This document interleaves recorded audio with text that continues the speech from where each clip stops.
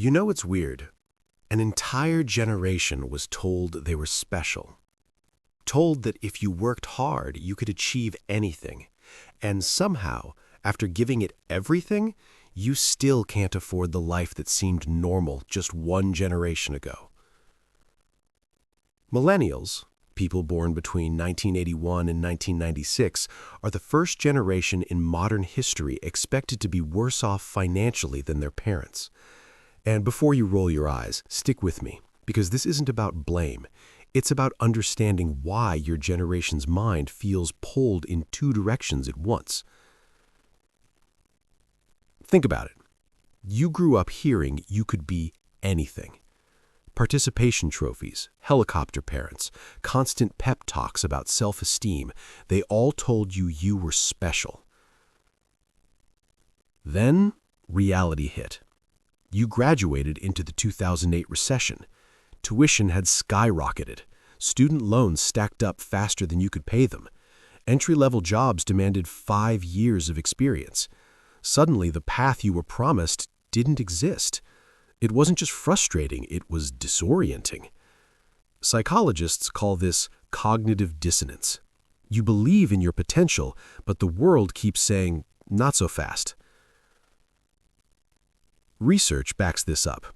Jean Twenge, in her book Generation Me, found that millennials score higher on narcissism than previous generations, but also higher on anxiety and depression. In other words, your generation is walking around thinking, I'm amazing, and feeling, I'm completely worthless.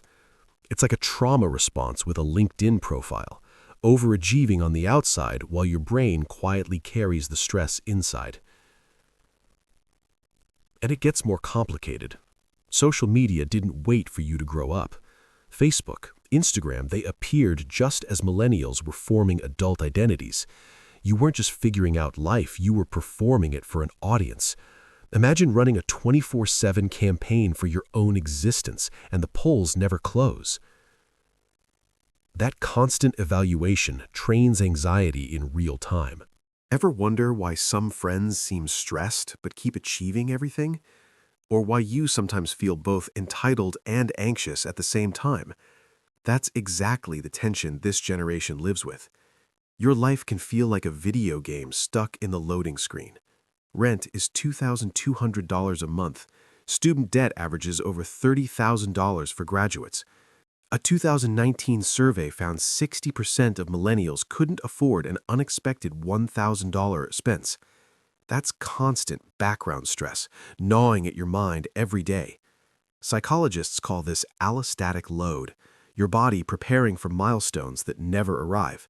Even when nothing seems to happen, your brain stays on alert. Millennials didn't create this world. You didn't invent student debt, housing inflation, or precarious work. You just grew up in a world that shifted under your feet. Pensions gone. Benefits vanished. Layoffs became normal. Job hopping isn't laziness, it's survival. Delaying homeownership isn't failure, it's necessity. The system changed and you adapted. And social media didn't just affect your social life. Research by Dr. Tim Kasser shows that when your self-worth depends on likes, comments, and validation, mental health suffers. Millennials spent their formative years learning to measure value based on other people's approval, while still figuring out who they were. That's exhausting. Add climate anxiety, economic instability, delayed milestones, and the expectation that you must fix global problems with less power and fewer resources. And it's no wonder so many millennials feel overwhelmed. It's a paradox. You are idealistic yet cynical, self-aware yet stressed, hopeful yet frustrated. You're trying to follow a path that doesn't exist, and everyone keeps asking, why are you so anxious? Why can't you just buy a house? The truth is, your psychology is a perfectly rational response to an irrational world. Millennials are also highly educated, diverse, and socially aware. You grew up with the internet, exposed to endless perspectives and multiple truths. That critical thinking is often mistaken for entitlement, but it's actually intelligence navigating a complex world. You're also the first generation to openly talk about mental health, therapy, and anxiety and depression without shame. That awareness is massive, but it also comes with pressure. You're self-aware but constantly overwhelmed, trying to navigate a world that doesn't make space for your struggles, while being expected to achieve, adapt, and fix problems you didn't create. When it comes to work, millennials are criticized for job hopping or not being loyal. But that makes sense today. Full-time jobs with benefits are rare. Layoffs happen suddenly.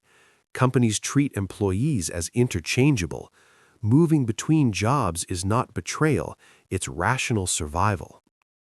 And yet, millennials still hold on to hope.